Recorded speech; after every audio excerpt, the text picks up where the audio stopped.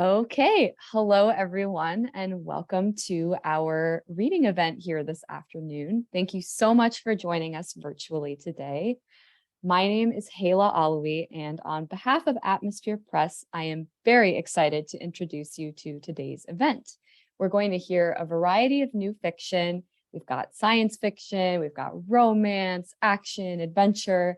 It's going to definitely be an exciting afternoon. So we'll be hearing from Andy Frye, reading from 90 Days in the 90s, a rock and roll time travel story, which was released June 1st.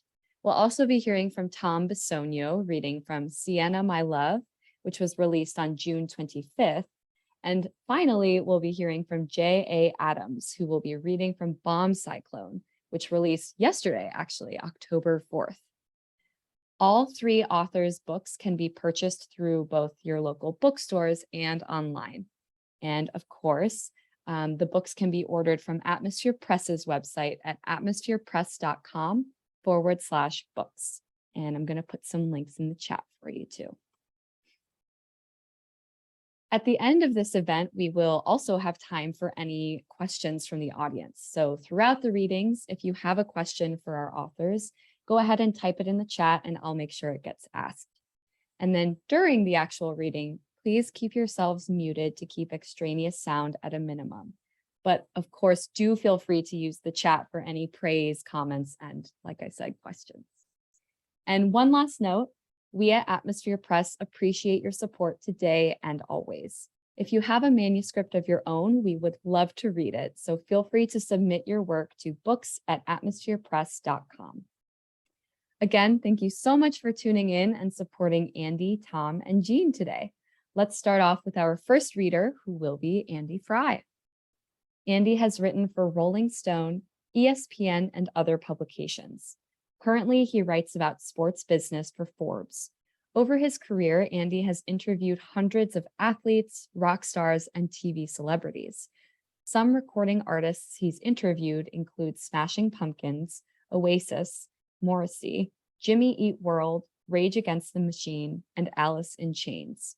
You can learn more at www.90daysinthe90s.com. 90 Days in the 90s. All right, take it away, Andy. All right, I guess I'll start with not my first chapter, but one of the chapters. So my book is about a woman is about my age who owns a record store, and she time travels back to the 1990s, mainly because it's a time that she remembers as being fond. And when she stumbles across a time travel method, which is a train that's on the front of my book cover, that she just kind of decides to go back and kind of make some amends with people, and ends up getting a little bit too caught up in the fun and the music scene of her past. But so there's a big music component, and I figured I would start with a scene from her, basically like a day at the record store, which is, I think, the second chapter here, called Dig Me Out. So I'll just start out.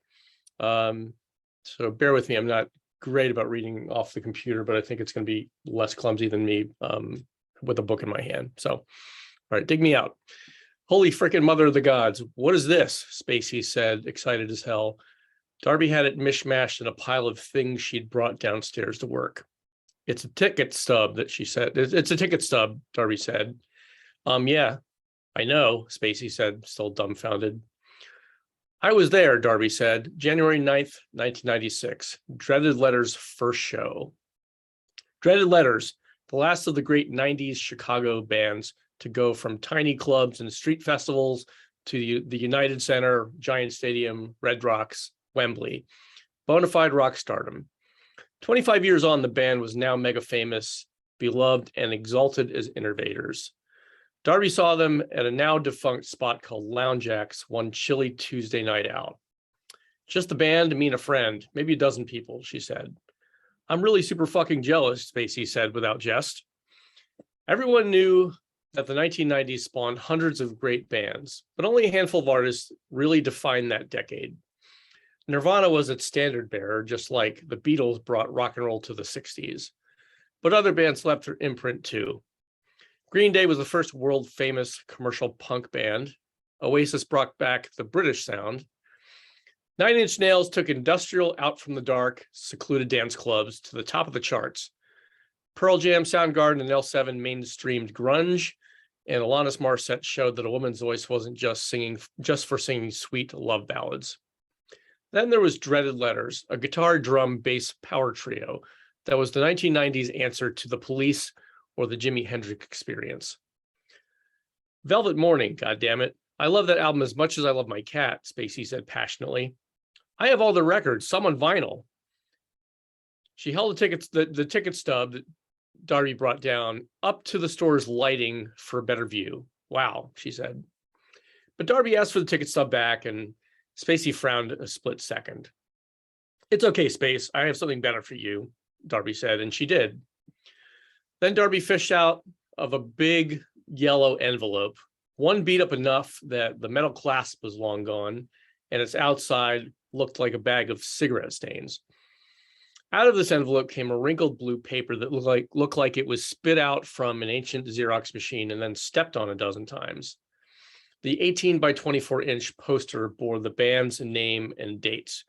Dreaded Letters, 2 shows, January 9th and 10th only, in scratchy black print. It was a concert bill from the show.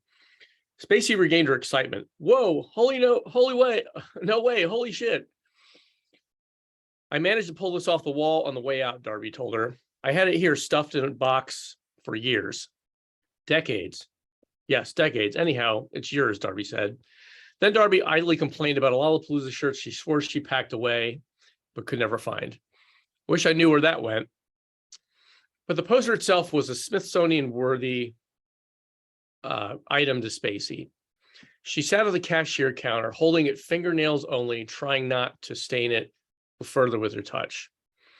Yet Darby had one condition. She said, don't go sell it on eBay or anything. Spacey replied, dude, I'm not fucking selling this. Might frame it. I collect 2 things, concert posters and weird jewelry. You just might be the best boss ever. Then Darby put up, excuse me, I got a little bit of cough here. Okay. Then Darby put Velvet Morning on in the store so that they could listen to it front to back. There was ample time before Mark and Conrad would arrive for their afternoon quarrels, and enjoying a landmark record in full before the rabble showed up seemed a perfect way to start the day. The album's sedated tones dug out nostalgia for Darby and commentary from Spacey. Such a great record, Spacey said. Weird that came out just after I was born. You were born when? Darby asked. In 1996. So was the album, you could say. Darby then remembered that year. 1996. That was the last time I lived here before I moved back in late June to take over the store for Martin. He was a nice man, a great guy, Spacey said. Her compliment prompted silence before she reopened the 1996 topic. So what was it like to be alive then, in the 90s in general? Well, the question made Darby smile. She didn't know whether to begin with her own story or the state of the world under Bill Clinton and Jerry Seinfeld. But their favorite subject, music, was an easy place to start. Seems weird now, she said, but music really was everywhere. I wasn't in a band, and I didn't wear flannel or do the whole 90s ragtag grunge look. And I wasn't like dating Liz Phair or anything. Hot, yeah, you wish. So what then? Spacey pried. I don't know, I was a 20-something like you, maybe not as cool. True, Spacey said. I was young, clueless, and just trying to get by, Darby admitted. But Spacey knew more about 1996 than any Gen Xer like Darby could ever hope to recall. She rattled off a bunch of her favorite bands formed in 1996. Bands such as Nashville Pussy, Split Lip, Butter 08, and the Drive-By Truckers. Plus bands born of 1996 that she hated. Linkin Park, Good Charlotte, Mudvayne, Coldplay. Spacey knew the year's concert circuit inside and out, too. You know, Ozzy Osbourne's so-called last tour was in 1986. The Retirement Sucks tour, she said. Darby didn't recall it. She said, no, maybe I forgot. But Spacey kept on. Plus, 9 Inch Nails did the Self-Destruct tour. Ooh, and the Sex Pistols reunion. And Metallica headline Lala. You know the 90s like the back of your hand, Darby said to Spacey. Yeah, I should be a historian, she said. Darby summed it up. 1996, a great year in music. Spacey was born. Then Darby exposed a more personal note. Back then, I was very briefly a music writer of sorts, you know? No way. Where? How? What? When? Spacey replied. At City Scene, Darby said, describing the newspaper as a hip, twice weekly free paper founded eons ago. Anyway, she said, I was just penning concert announcements, mostly nothing important. Spacey immediately pushed. Did you see free shows? Meet any bands? A little, Darby replied. How come you never said anything? Dream job. Bragging wasn't Darby's style, and she described the work there as fun, but nothing revolutionary. Then, catching a spell of Spacey's enthusiasm, she listed a few Chicago bands that she had seen. She mentioned Veruca Salt, Local H, Material Issue. I saw the Pumpkins early on. Guest list, all for free. Darby needed to catch her breath. I guess it was pretty great.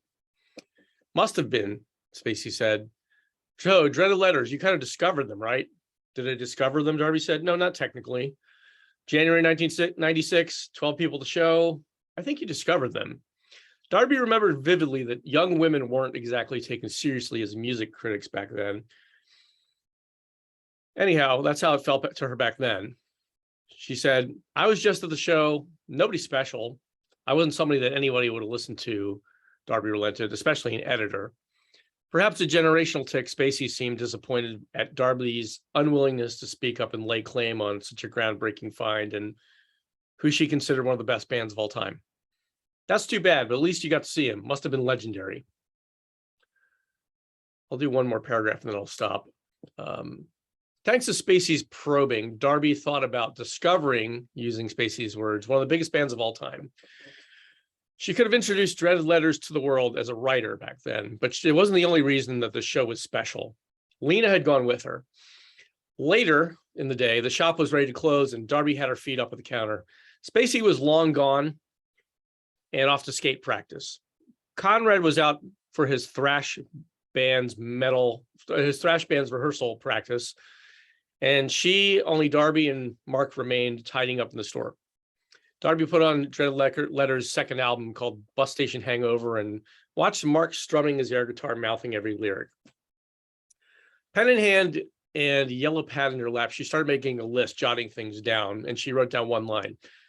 1, write, ... about music again. In a snap, she decided to get an opinion from Mark, who's just working at the store there. He was a legitimate, proper, full-fledged music snob. So she asked him, hey, Mark, how old are you? 31, he said. Why? Nothing. You look younger in a good way. Darby didn't want self-conscious Mark to get even more neurotic than he normally was. She continued, anyway, question, what's your favorite all-time year in music? Mark warmed up to the query instantly. If anybody had opinions about that, he did. Wow, I don't know. There are so many good ones, he said. Okay, shoot, Darby said. So maybe 1978, punk's first big year. The Ramones, the Road to Ruin tour, the Sex Pistols tour in America, Talking Heads, and of course the Clash had their first run too. Okay, good, Darby said. She went back to her yellow pad and started jotting more things down. But Mark had more. Then again, maybe 1991, they called it, the year punk broke. Great albums, Nevermind, Gish, Blue Lines.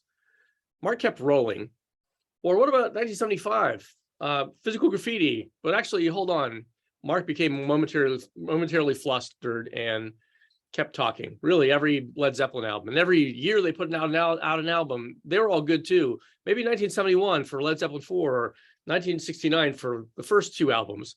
Sounds good, Darby said. But still, Mark kept talking.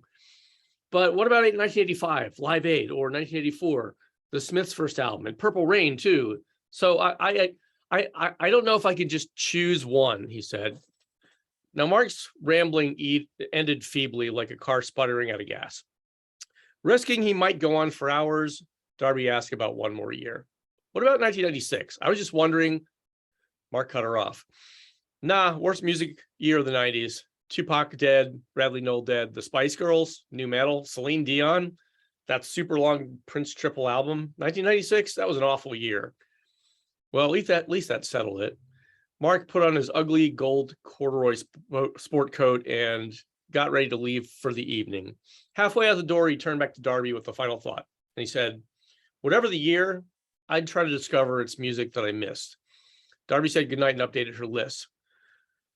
1, write about music again. 2, write about and discover Dreaded Letters again. So I end there because that 1996 is actually the year that Darby decides to go back to the 1990s. She sort of picks it for some personal reasons, and she's sort of fleshing out and checking with people in the record store, like, what do you think and what's your opinion? And nobody seems to really be on board with why she's going back to where she goes, but it's a personal choice, and that's how the book proceeds from there. All right. Thank you so much, Andy. I love the very candid nature of the dialogue. It feels so natural and like it's just happening right next to you. But yeah, thank you so much. Our second reader for today is Tom Bisogno. Tom grew up in Brooklyn, New York, and loved listening to the celebrity singers of the old standards genre.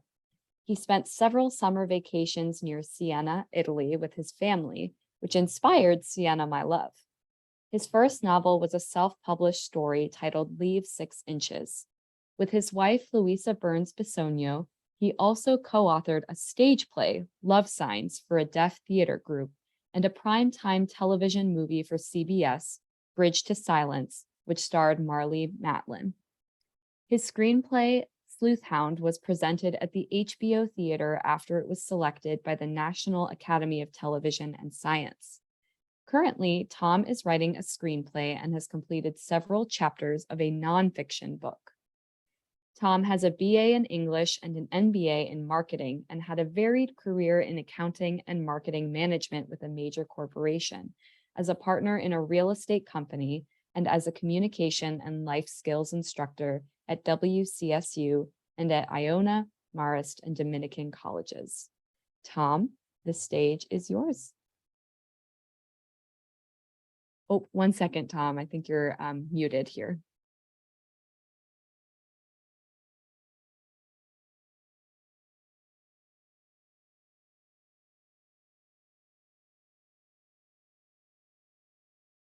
An assistant.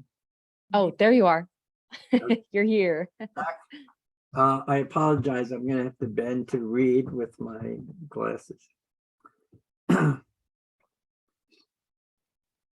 I chose two scenes from Siena, My Love, and I called them scenes because originally I was going to do it as a screenplay. The prologue, which introduces us to the famous Michael Ventura, who became a famous concert singer of the old standards and love songs. In the second, we get to know the 18-year-old Michael Rasmussen and his talented girlfriend, Vanessa Fielding. Michael was discovered playing the part of Conrad Birdie, while Vanessa was the female lead in Bye Bye Birdie, a musical inspired by Elvis Presley's effect on his audience. Michael Ventura was elated as he stood on stage after his last song. He took the time to introduce one of his favorite oldies, The Way You Look Tonight. He told the attentive audience it was written in 1936 by Jerome Kern with lyrics by Dorothy Fields. Michael added that it was first sung by Fred Astaire in the movie Swing Time, which won an Academy Award. As he crooned it with great feeling, many of the women in the audience were moved emotionally. Michael glanced several times to his mom, Manuela, and to his grandfather, Aurelio, who first inspired his interest in this music. They were sitting next to their neighbor, Sophia, a striking, beautiful woman, and her son, Michaela. Sophia was a friend from childhood. She misted and teared a bit and wiped it off as the romantic rendition brought back memories of their teenage friendship. When he finished, Michael was overwhelmed by the standing applause of the sold-out Christmas fundraiser for several charities in Rome. The media had touted it as his comeback concert since Louisa. He bowed and blew kisses and then went to the front of the stage to kneel and touch hands with some of his adoring fans.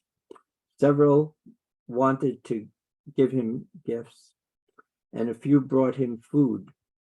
One beautiful, exquisitely dressed woman tried to hand him a card that had her hotel and room number. Used to unexpected fan reactions, he thanked each one with a hand touch as his security man followed closely and graciously accepted what was offered. He added his thanks and put each one carefully in a large white bag emblazoned with Italy's famous designer Gucci. Michael suddenly stood back up and raised his hands above his head and effusively thanked the audience for their support and generous donations.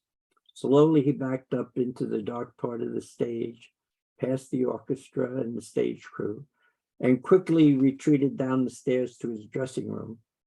Michael was totally exhausted from all the events since Louisa and returning to help his grandfather. As he sat on the couch and rested his head, Jerry Needham, his manager, came rushing in, beaming. "Michael, you are back big time. That was terrific. That last song was so moving, it had them on their feet at the end. And that duet with Vanessa had many of them in tears, including me. I was watching the guy from Variety over on stage left. He gave me a big thumbs up. Boy, you really look beat. You okay?" Michael had put his hand over his eyes. "Jerry, I am so tired, I don't think I could sign 5 autographs without falling down. I also have a number of people, including Sophia, waiting for me to bring them back to the hotel. You lie down, close your eyes, and take a nap. I'll lock the door and handle everything. I'll get family, Sophia and Michaela, back to the hotel and have the chauffeur wait by the loading dock so you don't have to run the gauntlet when you leave." "Oh, that's good, thanks." Michael closed his eyes and tried to nap, but began thinking about what brought him to this new turning point in his life and career. As his mind began to race, he suddenly remembered with a smile the time in Siena when he was 14 and embarrassed by his reaction watching the Palio as he looked out the window pressed against Sophia. His mind then shifted to his mother, Manuela, telling him about the first time she met his father, someone he missed terribly. And to the second part, scene when he's 18. As he walked Vanessa home, the talented teens held hands, fantasizing about their showbiz careers. When they arrived, her dad's car wasn't there. Michael asked if her father was away. Vanessa at first looked puzzled, and then her face lit up. "I remember. My dad told me they were having this reception at in the city for one of their important agency clients. He and my mom were going to stay over at the company's apartment." Michael looked concerned. "Are you staying by yourself? Are you okay for that? Why, would you like to keep me company?" Sure, if it's okay with you. It'd be nice to have company. I'd be feeling safer with you in the room, in the home, that's for sure." "Of course, I'd be like your bodyguard." Vanessa smiled teasingly. "The question is, do I need someone to guard my body from my bodyguard?" Michael blushed and teased back, "Do you want someone to protect your body from your bodyguard?" Don't think I do." Michael tightened his grip on her hand. "Then I promise to guard it as closely as you want me to." The two went into the house, which was empty except for the family cat lying on the living room couch and ignoring them. When Vanessa said she was going to heat up some leftovers, Michael asked to use their phone. "It's over on the wall. I'll just call my mom and so she doesn't worry." "Hi, Mom. I'm going to stay with a friend tonight. I'll see you in the morning. Give Vanessa my best. Be safe."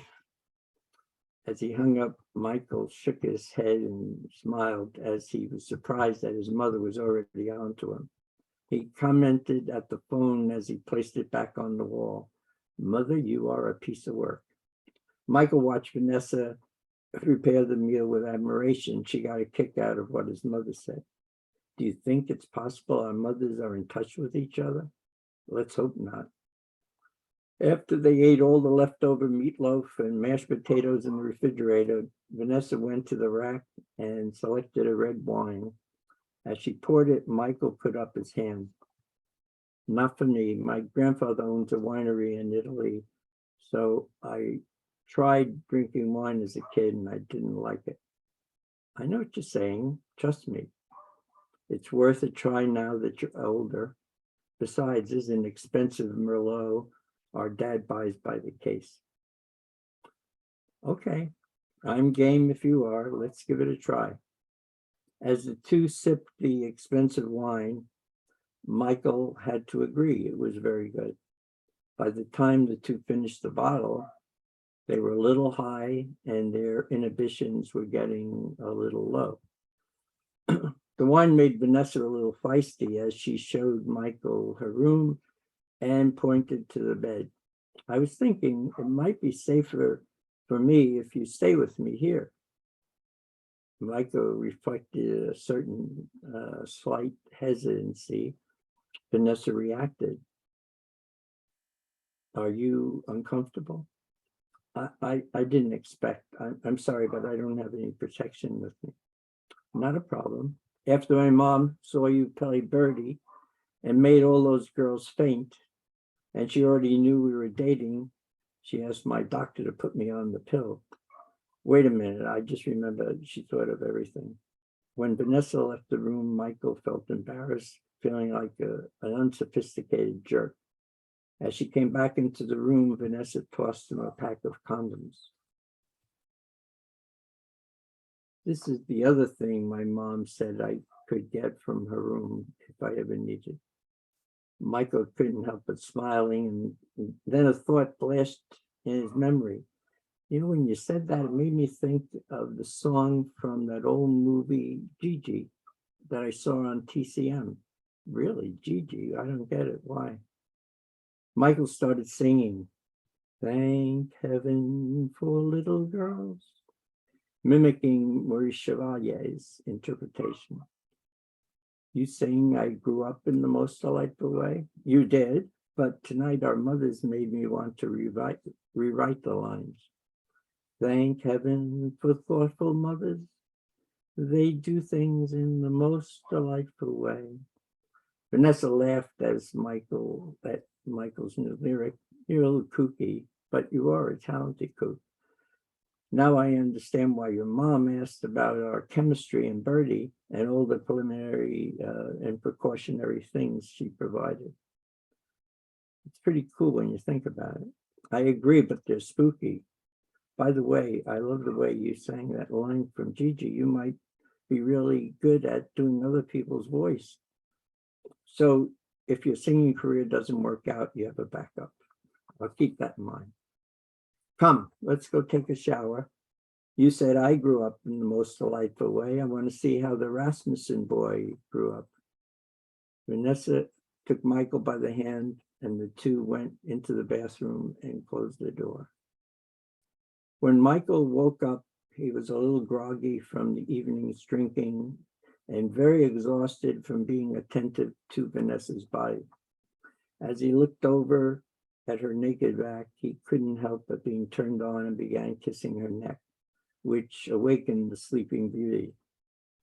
Michael, did I fall asleep while you were pleasuring me? Not really. It's morning. I just woke up myself, but couldn't resist kissing your beautiful neck. Last night, I really liked kissing all of you. And I liked you kissing all of me. You know, I always loved the way you looked, talked, and sang. Now I also love the way you feel, smell, and taste. Wait 1 minute. Are you saying you're a cannibal and you want to eat me? And after you have your way with me? Michael was momentarily speechless, and before he could think of a comeback, the alarm clock started ringing loudly. As Vanessa shut it off, she smiled, knowing he was stumped for a reply. Sorry, Michael. No time for an answer. We have to clean up. They're probably on their way home. The two showered, dressed quickly, cleaned up the bedroom, kitchen. Vanessa practically pushed them out the door. Michael said he'd pick her up to go to Frankie's at 1. Vanessa waited and waved as Michael walked quickly down the street and smiled, thinking about how he was saved by the bell. Michael started to jog home. He was still trying to come up with a smart quip for Vanessa when he spied Bart Fielding's car turning into the street. He quickly ducked behind a hedge. After they passed, he sprinted the rest of the way home until he was in the door. Manuela heard him enter and came out of the kitchen. I made breakfast. I could eat. How did the sleepover go? And that's the end of that reading. Thank you so much, Tom. By the way, everyone, there is a YouTube playlist associated with Siena, My Love, including songs relevant and inspiring to the writing. And I couldn't help hearing some of those, classics in my head as you were reading, Tom. So everyone, you should definitely check that out.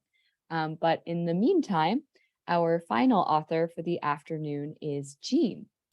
Author J.A. Adams, PhD, is currently retired in Northern Colorado after teaching English for 16 years at Louisiana State University. She is the author of Pillars of Salt. Inspiration for her latest novel, Bomb Cyclone, came from Russia's annexation of Crimea from Ukraine in 2014 and addresses the effect of the resulting unrest on a Ukrainian-American emigre and the beautiful spy sent by the SVR to acquire the bomb coordinates in his possession. Jean, it's all you.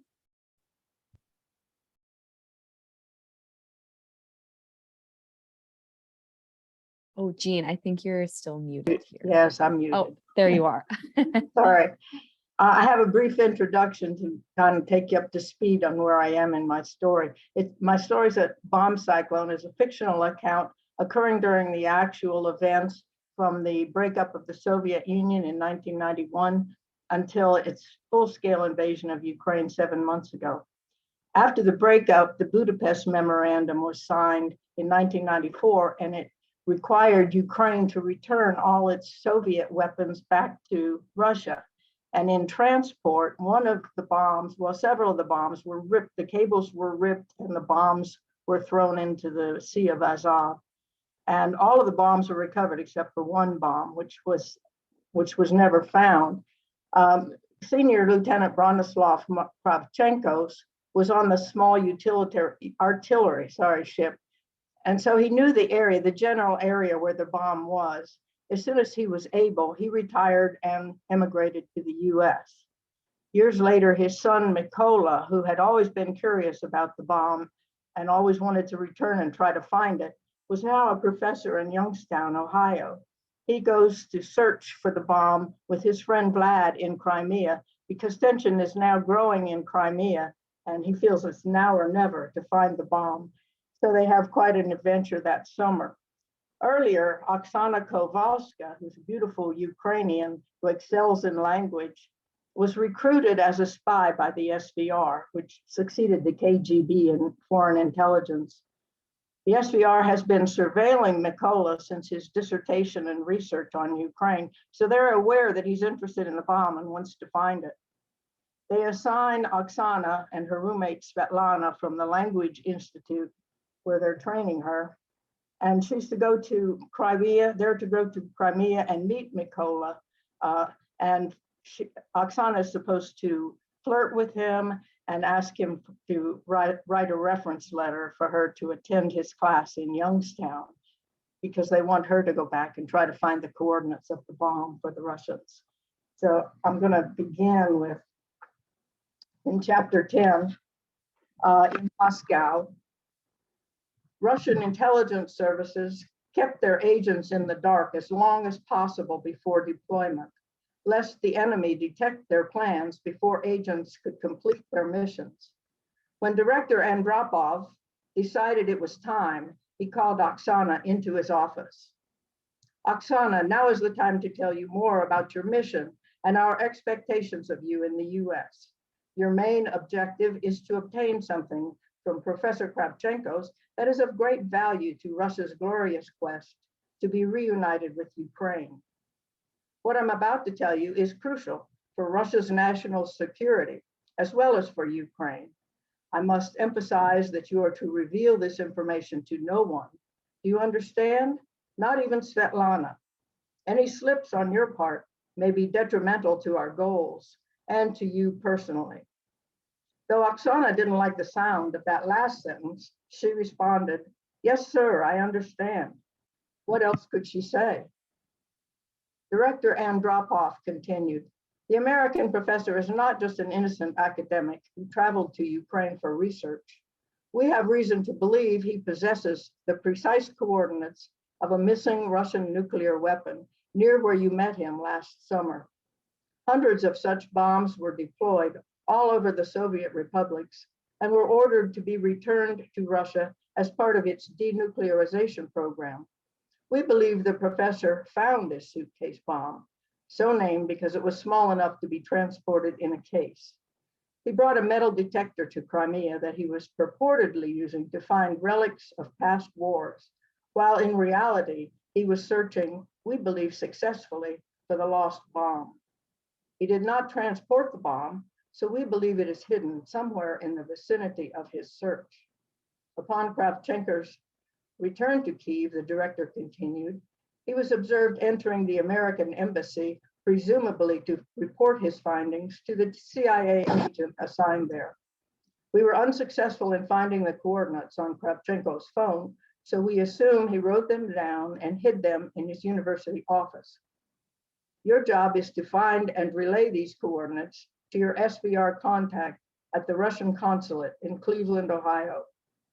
You mean break into his office? She exclaimed, startled at the thought. Oh no, how you accomplish this will be up to you, but you might consider breaking down his defenses, not his door, with your obvious feminine charms. He paused to eye her up and down. Professor Kravchenko is no doubt emotionally vulnerable following the recent breakup of a long-standing romantic relationship. He should be amenable to your advances. Once we get the coordinates, your presence in the US won't be necessary, and your handler in the Russian consulate in Cleveland, Demian Ivanov, will get you on the next flight to Moscow. Here's a burner phone pre-programmed to dial your SVR contact in Cleveland. The password is caviar. Do you have any questions? Oksana was surprised at the amount of information she was expected to internalize and assumed it was an indication of how highly the SVR officials regarded her. She resolved to justify their confidence in her. I understand how sensitive this information is, sir, and I'll guard it with my life. I believe I can persuade this professor to reveal the coordinates, one way or another. Yes, dear, I am certain you can. First, you must send him the transcripts we've prepared for you, leaving out your classes in covert communication and self-defense, of course. Also, send your essay, which we've revised so as not to reveal your true loyalties to Russia. You'll find them as attachments in your email. Save them and attach them to a new email to the professor. Do you understand? Of course. As the clock ran out on Oksana's SVR training in Moscow and the end of the semester neared for Mikola's students in Ohio, serious unrest and protests had reached a boil at Independence Square in Kyiv, the Euromaidan Revolution of Dignity. By November 2013, thousands of Ukrainians protested the continuing corruption of Yanukovych, their pro-Russian president, who had been strategically placed by Putin.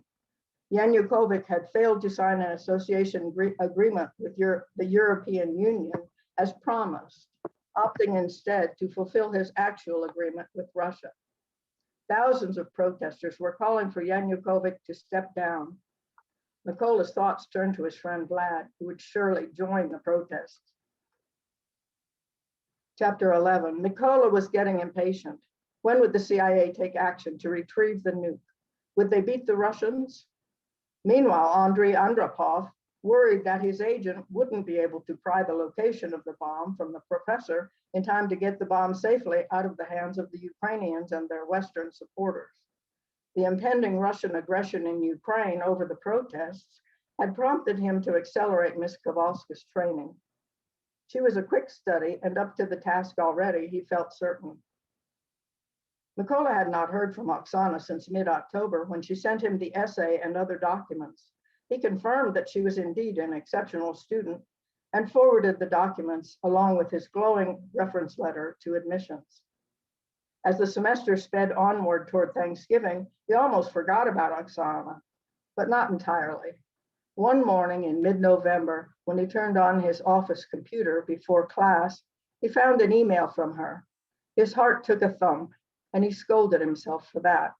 It had been over a year since Sarah, his long-term living girlfriend, had moved out, and he was sorely lacking in female companionship. But he was resigned to be professional and keep any feelings he had for this beautiful fellow Ukrainian at bay. Nevertheless, he eagerly opened the email. November 15th, 2013. Dear Professor Kravchenkos, I hope you remember me from our encounter on Tatarka Beach last summer. You encouraged me to apply for a student visa, and I'm happy to tell you that I have acquired the visa and been accepted as a studies abroad student at YSU. Thank you for your reference letter. Because of my accelerated program at the Language Institute, I'll start my studies at your university sooner than planned, beginning in spring semester this January. I hope I can rely on your advice in my choice of coursework in the field of political science, as you pledged during our meeting last August. I plan to register for courses in modern European history, economics, English, and the political science course that you'll be teaching. I would appreciate your feedback on these plans, and I look forward to seeing you again in the new year. Regards, Oksana Kowalska. Mykola was shaken after learning she'd be coming so soon. He'd have to maintain a strictly professional teacher-student relationship for her protection as well as his. He decided to answer her with a brief, polite note. Dear Ms. Kowalska, I look forward to seeing you on campus next semester. I think your choice of courses is a solid beginning for your plan to major in political science. Feel free to arrange to meet with me in my office, 326 Molson Hall, if you have questions or need to further discuss your plans. Sincerely, Dr. Mykola Kravchenkos. As overtly coquettish as Oksana had been in Crimea, Mykola was concerned that the semester might be awkward. He hoped her summer flirtation would be replaced by serious studies once she arrived. In fact, he would insist that it would be simply that. Meanwhile, situations were intensifying daily in Ukraine. On the night of November 30th, 2013, Euromaidan protesters were violently attacked by Berkut police with stun guns and tear gas, presumably by order of Yanukovych, though he denied any part in the brutality. The revolution had escalated. Of course, Vlad was among the most avid protesters. Then I want to skip ahead to Oksana's first day in Mykola's class. On Tuesday morning, Oksana had her English class, followed at 11 by her class with Professor Kravchenkos. As students began entering and tentatively finding seats, Mykola couldn't help keeping his eyes peeled for the one very special student he was expecting from Ukraine. And then she appeared, taking a seat in the front row, smiling at him and crossing her legs seductively.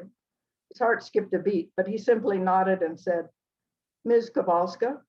She smiled demurely and said, Professor Kravchenkos. Mykola went through the motions of introductions, syllabus, and the reading assignment for the next class, distracted as he was by the way Oksana raised her short skirt high on her thighs. After explaining the way their class discussions would work, he excused the class until Thursday. As the students filed out, he approached Oksana. Miss Kowalska, may I speak to you for a moment at my desk? Of course, Professor. She smiled as she followed him. First, I want to welcome you to the US. How was your flight? Interminable, but I think I'm finally over my jet lag. Good. Are you settling in okay? Yes, the campus is much more beautiful than my campus back home. My roommate and I are becoming friends. And best of all, I have your class to look forward to. What's not to like? Good, good. I just want to make sure we start off the semester with an understanding. I think we both enjoyed getting to know one another socially last summer. But our relationship here must remain purely professional. I am simply your professor and you are my student. Any other way would be awkward for me, and I'm sure it would be awkward for you as well. I think it's best if we have no signs of affection or even of knowing each other on a personal level. Do you agree? I suppose so. Good. I'm glad we have an understanding. I'll see you on Thursday then. Oksana left the classroom, aware that getting close to him might be more difficult than she had anticipated. Oh well, she could work around that. It might take longer than planned, but she was in no hurry. Now I'd like to just touch base briefly with Vlad in Ukraine during this time period. Winter was gradually loosening its icy grip on Kyiv as the days lengthened toward the vernal equinox. March 1st marked the Russian Federation's adoption of Putin's resolution to use military force to annex Crimea. Then, in a sham and illegal election on March 16th, the majority of Crimeans purportedly voted to join the Russians. Unable to challenge Russia in strength, Crimea was officially annexed on March 18th, 2014.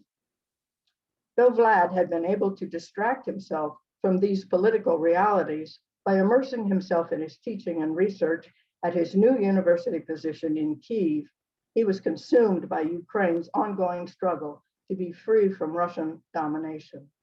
He would no longer be the ivory tower academic back in Simferopol. Instead, he felt himself rapidly transforming into one of the Parisians at the barricades in Les Miserables. In his case, it meant joining the rebels who were fighting the Russian insurgents and pro-Russian separatists in the latest hotbed, the Donbass region of Ukraine. That's all. Thank you so much, Jean. Very exciting setup, and I'm sure everyone here is dying to know what happens next. But before we can find out what happens next, we actually now have about 10 minutes available for our audience Q&A. So if anyone in the audience has a question, please go ahead and type it in the chat, and I'll make sure it gets asked. And that goes for the three authors too, if you want to ask anything to one another. But I actually have a question for you guys that I'd like to start with, because I've noticed that all three of you come to novel writing from careers doing other work, whether that involved some extent of writing, or maybe it didn't. It's completely different. So I'm curious to hear from each of you, what led you to writing your novel and to telling this story in particular? Well, I guess, Go ahead. Yeah, go ahead, Jean. I guess the unrest in Ukraine, and of course I started writing the novel before the invasion of Ukraine. And so the part after the invasion is just an afterword in which I kind of, say what's going to happen. And I end with Slava Ukraini, which is praise Ukraine or hope for Ukraine, but not knowing at that time what was going to happen. So now it's interesting watching what is actually happening. I guess that's when I first became interested in the topic and began researching. Yeah, for sure. It's kind of a interesting, like trying to predict what's happening as it's happening. I know, yeah. In a different context. Yeah. I actually had to move some things in the novel to try to fit them into the dates that they were actually occurring. So you're like getting live updates as you go along. Yeah. Tom, did you have anything that you wanted to add about coming to your own story?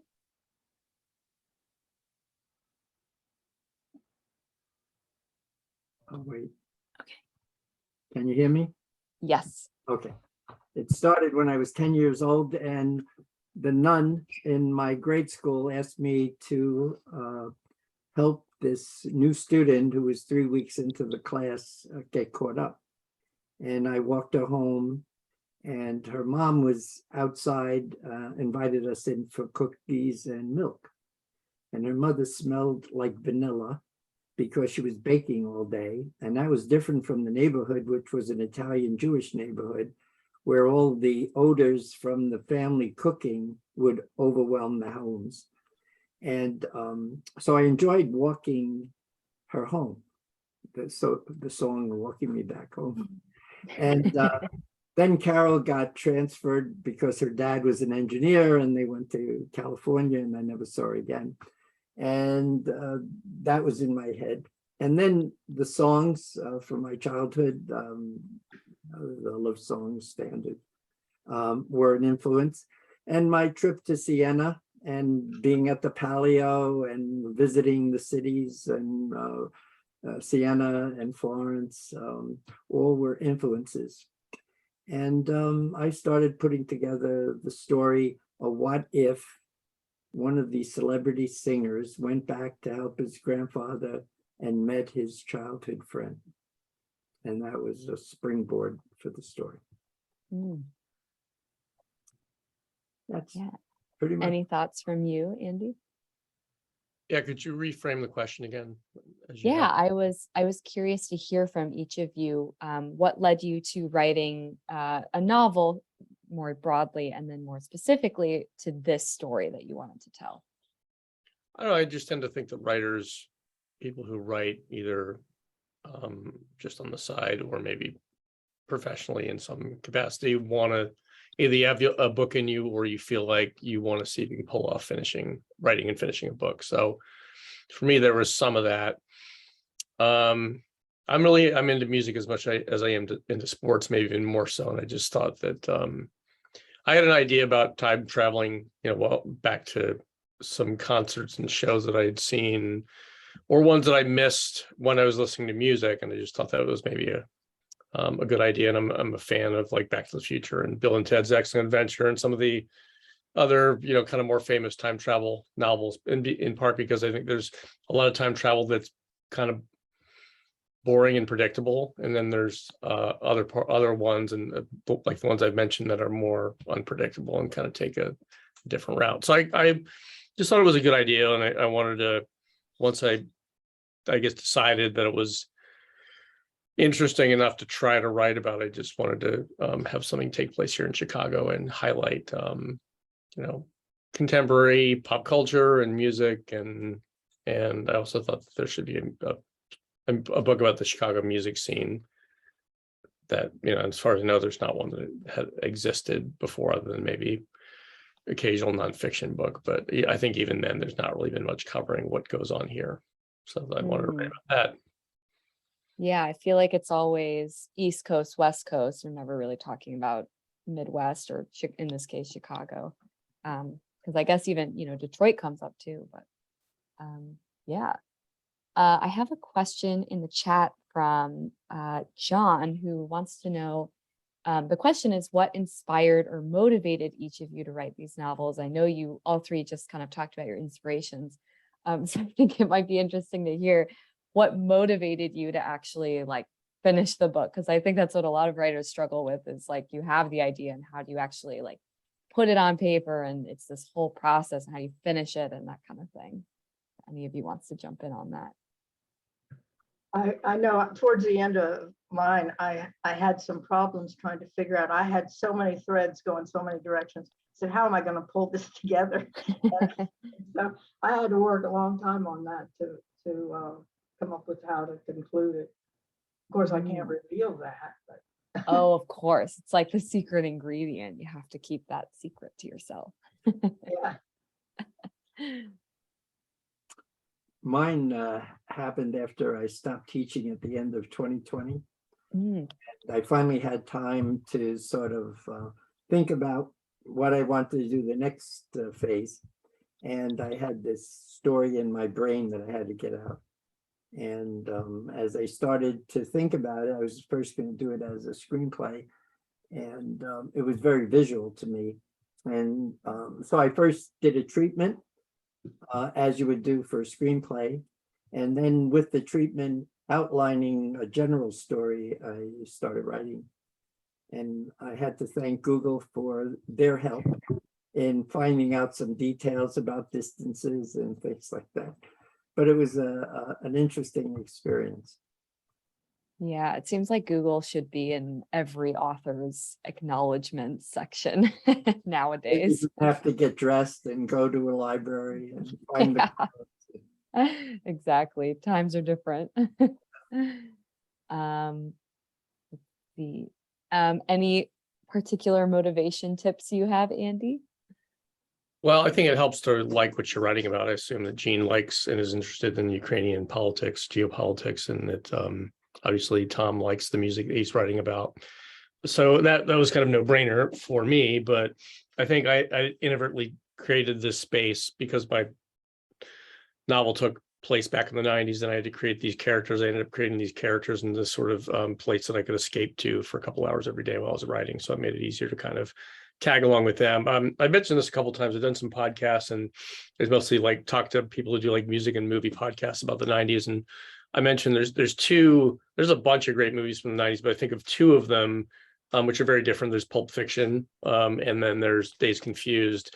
And in both these movies, they take place in the span of a day, but pretty much the plot is either strong or weak depending on your perspective. But what you basically do in watching Pulp Fiction, which is about gangsters, or Days Confused, which is about stoner teenagers on the last day of school in 1976, I think, is you end up just kind of tagging along, hanging out with these people and experiencing their world for a day. So I think I always had in the back of my mind that sort of dynamic, and that I just wanted the reader to sort of feel like they were along for the ride versus trying to figure things out or,